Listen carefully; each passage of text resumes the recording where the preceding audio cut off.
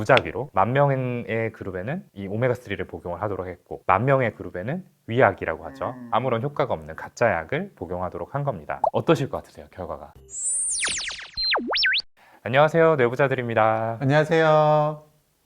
오늘은 진료실에서 정말 많이 듣는 질문을 주제로 한번 가지고 와봤습니다. 저희가 환자분께 진단명이 우울증이다라고 말씀을 드리게 되면은 그리고 또 이제 치료에 대해서 설명을 드리고 나서 또 이런 질문들을 많이 듣게 돼요. 내가 치료는 치료대로 받지만 또 회복을 위해서 나름대로 할 수 있는 게 뭐가 있느냐라는 것들이죠. 그리고 그 중에서도 특히 이 처방해드리는 약과 함께 내가 뭐 영양제 같은 것들을 먹으면 좀 더 도움이 되느냐라는 얘기들을 많이 듣게 될 때 맞아요. 어떠세요? 실제로 좀 그런 질문들을 들으시나요? 네, 그리고 이 영양제 먹고 있는데 약같이 먹어도 되냐? 혹은 이거 정말 좀 효과 있냐? 사실 제가 그렇게 조예가 깊지 못해요. 네, 그래서 저는 거의 설명을 드릴 때 그냥 일단은 균형 잡힌 식단 규칙적으로 하시고 종합 비타민 같은 거 이렇게 좀 같이 드시면 좋겠다 정도로 하고, 사실 드시는 영양제들이 크게 문제는 되지 않을 것이다 라고만 하지, 사실 영양제도 워낙 많다 보니까 어떤 효능이고 구체적으로 좀 어떻게 좀 가이드를 드려야 되는지는 사실 좀 저도 막막합니다. 맞습니다. 사실 뭐 저희가 비슷한 수준인 것 같아요. 저도 한번 이제 좀 설명을 드려야겠다라는 생각에 인터넷에서 이제 영양제에 대해서 쭉 검색을 해봤는데 스트레스 관리, 불안 완화 이런 이제 화려한 수식어들이 가득한 영양제들이 많이 있습니다. 참 이 보시는 분들 입장에서는 이게 다 그럴싸해 보여가지고 뭐가 뭔지 모르겠다, 좀 혼란스러우실 수 있겠다라는 그런 생각이 들었어요. 그래서 오늘은 우울증에 도움이 되는 영양제는 어떤 게 있는지, 있기는 한 건지, 비교적 최근에 발표된 어떤 양질의 논문들을 통해서 검증된 결과들을 여러분께 소개를 해드리려고 합니다. 첫 번째는 오메가3입니다. 오메가3 얘기 많이 듣지 않으세요? 네, 듣죠. 우리 어렸을 때 DHA DHA. 예, 오메가3를 해서 되게 한때 선풍적인 그런 인기를 또 끌었었잖아요. 네, 머리가 좋아진다 막 이런 얘기들도 있고요. 저는 또 소아청소년을 보게 되니까 이 ADHD 아이들에서 이런 오메가3가 좀 도움이 된다는 이론들이 있어서 관련해서 또 많이 듣게 되는데 우울증하고도 어떤 연관성이 있습니다. 그래서 오메가3와 우울증을 이제 검색을 해보면은 굉장히 많은 포스팅이 나올 정도로 관련해가지고 연구들이 진행이 되었는데요. 비교적 최근인 2021년에 자마라고 하는 학술지에 발표된 결과를 좀 설명을 드리겠습니다. 이 오메가3가 우울증에 대해서 갖는 효과에 대해서 연구가 발표가 됐는데요. 일단 이 연구의 강점은 어떤 연구 대상군의 수가 굉장히 많아요. 2만 명을 대상으로 했어요. 진짜 많이 했네요. 2만 명을 이제 랜더마이즈드 컨트롤 스터디로 봤는데 그 말은 10,000명씩 나눠서 무작위로 10,000명의 그룹에는 이 오메가3를 복용을 하도록 했고 10,000명의 그룹에는 위약이라고 하죠. 아무런 효과가 없는 가짜 약을 복용하도록 한 겁니다. 그렇게 해서 실제로 투여된 약의 차이가 우울증의 발생에 영향을 주었는지 또는 기분 점수에 어떤 차이를 보였는지 이런 것들을 확인하고자 하는 그런 연구를 진행을 했어요. 그리고 또 이 연구의 특성은 약을 상당히 꾸준히 복용을 시켰다는 건데 평균적으로 사람마다 차이는 있지만 5년 정도 복용을 한 데이터를 가지고 분석을 했다라고 합니다. 그러니까 일반적으로 우리가 약의 효과를 보는 연구들을 생각해 보면은 길어야지 몇 개월 정도 팔로우업을 하게 되잖아요. 근데 거기에 비하면 이제 상당히 긴 기간이기 때문에 어떤 연구가 갖는 파워가 남다르다 이렇게 볼 수 있겠죠. 5년이라는 기간 동안 해마다 우울증의 발병 여부를 체크를 하고 기분 상태를 점수로 표시를 하도록 해서 실제로 오메가3를 먹는 그룹이 위약 그룹에 비해서 더 발생이 적었는지 기분 점수가 더 괜찮았는지 이런 것들을 확인하고자 한 연구입니다. 어떠실 것 같으세요, 결과가? 글쎄요. 네.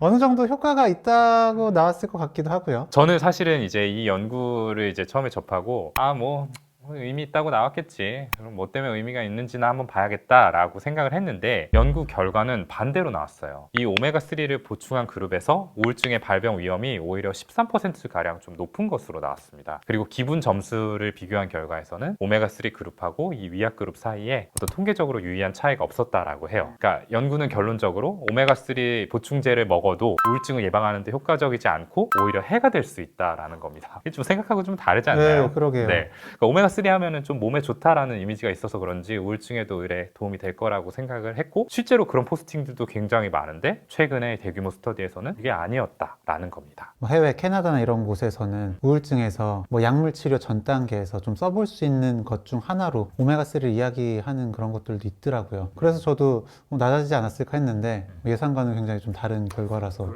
좀 놀랍네요. 물론 이제 반론들도 존재를 해요. 이 연구와 같은 시기에 역시나 높은 등급의 학술지에 당시에 오메가3가 항염증 효과를 갖고 이것 때문에 우울증이 완화될 수 있다라는 식의 결과가 게재가 되기도 했습니다. 그리고 이외에도 여러 가지 연구들이 진행이 됐는데 대부분의 연구들이 그렇듯이 상반된 결과를 보이는 경우들이 많이 있었어요. 근데 이렇게 일관된 하나의 정설은 없는 상태다라는 게 사실은 오메가3가 명확한 효과가 없다라는 증거가 되지 않나라는 그런 생각이 듭니다. 어쨌든 저희가 당초에 소개해드렸던 이 연구 같은 경우는 2만 명이라고 하는 상당히 많은 사람들을 대상으로 한 연구이기 때문에 다른 연구들에 비해서 좀 더 파워가 있다라고 봐야겠죠. 결론적으로 오메가3는 좋은 영양제인 거는 틀림없지만 우울증 예방 목적으로 쓰는 거는 근거가 충분하지 않다. 그러니까 복용을 하실 수는 있지만 우울증이 좋아질 걸로 너무 기대를 하시면 안 되겠네요. 그렇죠.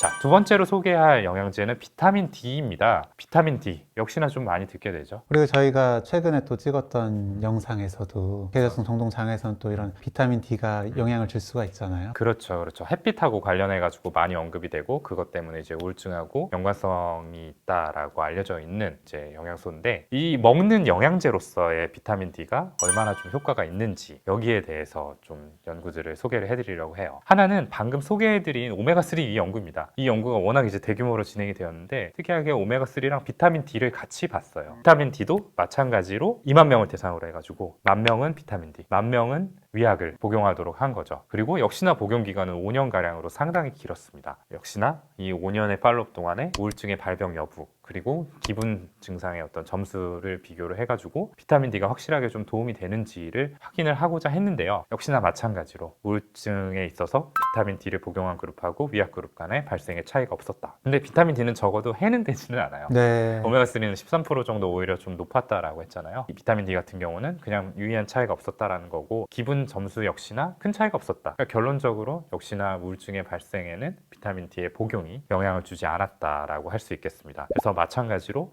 우울증 예방 목적으로 쓰는 거는 권장하지 않는다라고 좀 정리를 할 수 있을 것 같아요. 그런데 이 비슷한 시기인 2020년에 발표된 이제 다른 연구가 있는데 이 연구 같은 경우는 조금 다른 결론을 이야기를 합니다. 이 연구에서는 가벼운 우울증 환자들을 대상으로 했어요. 이 가벼운 우울증 환자들에게서 비타민 D가 갖는 치료 효과를 확인하고자 한 건데요. 이 연구 대상자들 같은 경우에는 일단 다른 약을 먹는 사람들이 아니었습니다. 그러니까 가벼운 우울증이라서 약은 뭐 안 먹어도 되는 그런 상태인 환자분들이었는데 이 환자분들을 또 역시나 두 그룹으로 나눈 거예요. 한쪽은 비타민 D를 투여를 했고요. 한쪽은 위약을 투여를 한 겁니다. 2주마다 이제 주사제로 투여를 했어요. 이 경우에는 유닛이 이제 5만 IU라고 해가지고 상당히 고용량의 비타민을 2주마다 한 번씩 이제 투여를 해서 총 8주간 투여를 했고 반대쪽 위약 그룹은 마찬가지로 이제 위약을 주사를 한 거죠. 그렇게 해서 8주가 지났을 때 이 사람들이 원래 가지고 있던 우울증 점수가 이전에 비해서 어떻게 달라졌는지를 비교를 한 겁니다. 여기서는 좀 어떻게 됐을 것 같으세요? 여기서는 저는 효과가 있었을 것 같아요. 그렇죠.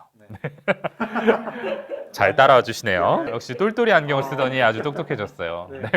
맞습니다. 그래서 비타민 D를 이제 꾸준하게 투여했던 그룹 같은 경우에는 우울증 점수가 당초에 베이스라인이 23점 정도였는데 여기서 12점으로 절반 가까이 떨어졌고요. 위약 같은 경우에는 22점에서 18점 약간 감소하긴 했지만 확실하게 좀 비타민 D 그룹하고는 유의한 차이를 보였다라고 합니다. 이러한 결과를 봤을 때 비타민 D의 보충이 우울증 증상을 개선하는 데 도움이 될 수 있다는 것을 의미를 한다라고 할 수 있겠죠. 왜 연구별로 이렇게 좀 다른 결과가 나왔을까를 우리가 좀 생각을 해봐야 될 것 같아요. 어떻게 좀 생각을 하시나요? 저는 일단 첫 번째 한 그 2만 명 대상으로 한 연구에서 기본적인 그 비타민 B의 농도 정도가 어땠는지를 체크했을까 좀 궁금하거든요. 만약에 그래서 부족하신 분이라면 이게 보충을 했을 때 좀 효과가 있었을 것 같은데 기본적으로 어떤 문제가 없는 사람들을 대상으로 비타민 D를 주고 안 주고만 본 거잖아요. 부족하지 않은 사람한테는 크게 어떤 영향을 주지 않았고 경미한 우울 같은 경우에는 아마 어떤 분들 같은 경우에는 분명히 좀 비타민 B가 부족해져 있는 사람들이 있었을 것 같거든요. 그런 사람들한테는 어쨌든 주사 제제로 비타민 D를 주니까 효과를 좀 보지 않았을까요? 아, 맞아요. 사실은 뭐 2만 명이기 때문에 이 사람들을 대상으로 다 베이스라인의 그런 검사들을 하기는 좀 어려웠을 거다라고 생각은 듭니다. 일단은 이제 첫 번째 연구와 두 번째 연구의 N수 자체에 좀 차이가 많이 나요.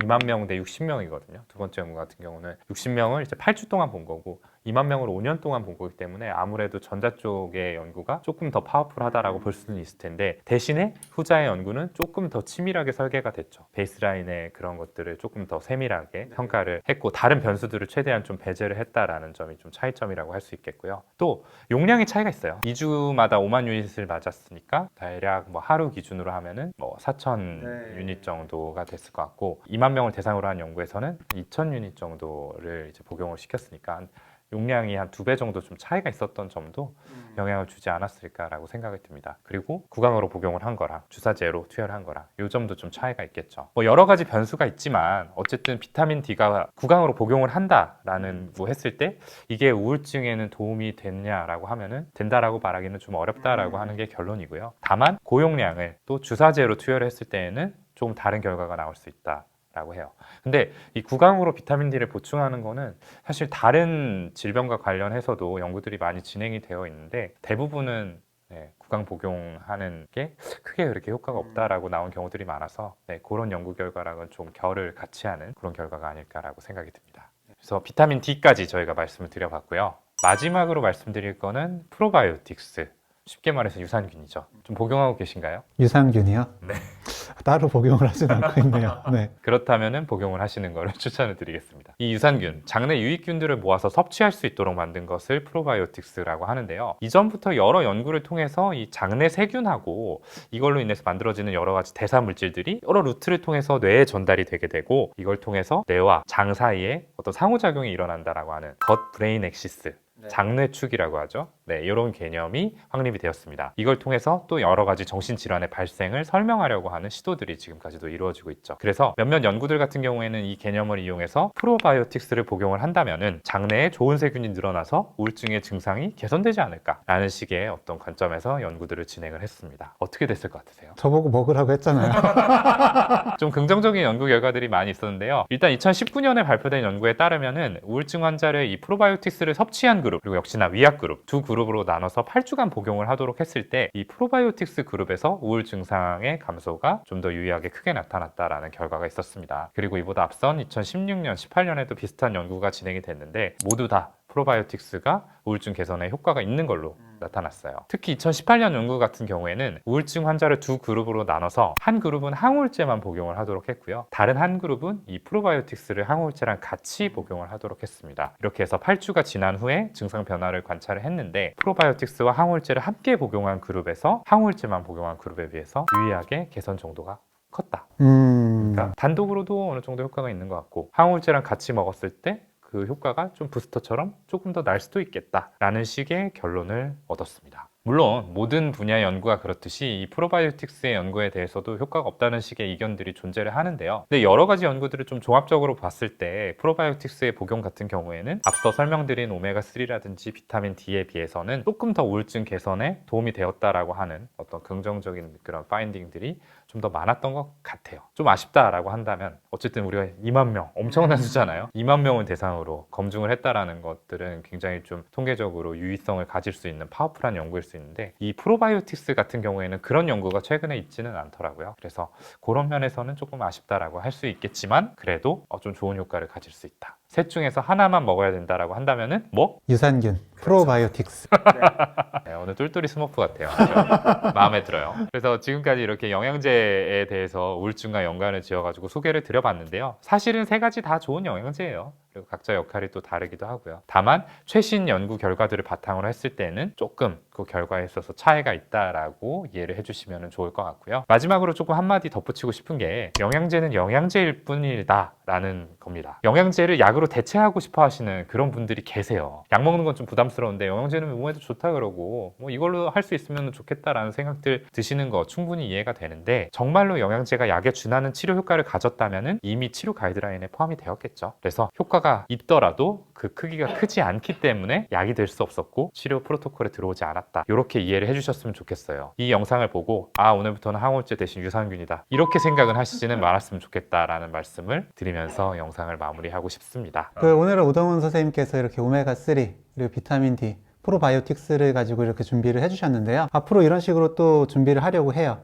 뭐 예를 들어서 마그네슘이나 멜라토닌이나 여러 이제 태아닌이나 이런 것들에 대해서 좀 리뷰를 해보려고 하니까 궁금하신 것들이 있으면 좀 댓글에 남겨주시면 저희가 논문을 가지고 리뷰를 해보도록 하겠습니다. 오늘 영상이 또 우울증으로 고민하시는 또는 영양제에 관심이 있어서 궁금해하셨던 분들께 많은 도움이 되었으면 하는 바람입니다. 저희는 다음 시간에 더 유익하고 흥미로운 컨텐츠 들고 다시 한번 찾아뵙도록 하겠습니다.